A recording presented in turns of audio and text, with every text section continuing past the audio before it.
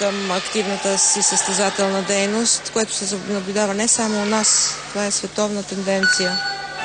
Това са рифовете на пубертета, изглежда. Да, абсолютно. Надяваме се, че нашите талантливи вече признати състезатели ще го преминат успешно. Едно падане имахме тук. Колко струва това? 50 от съдиите за технично изпълнение. Ако е изпълнено по време на трудно упражнение, упражнението не се зачита, естествено. Но това беше при изпълнение на поддръжка.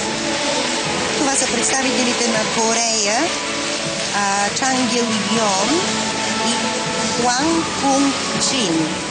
Седми резултат от квалификациите.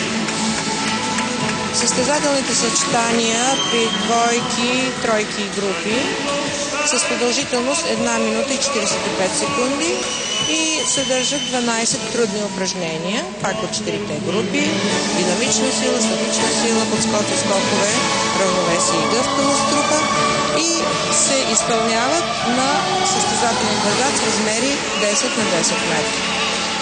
Трябва да се включат 3 повдигания задължително. Нито по-малко, нито повече. Всяка липса или допълнително повдигане води до наказание от главния съдия.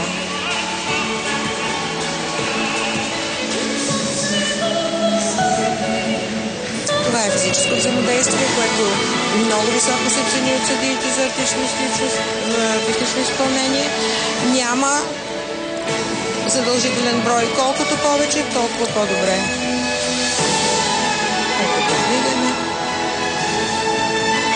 Неговата стойност се определя от положението, което заема повдигнатия с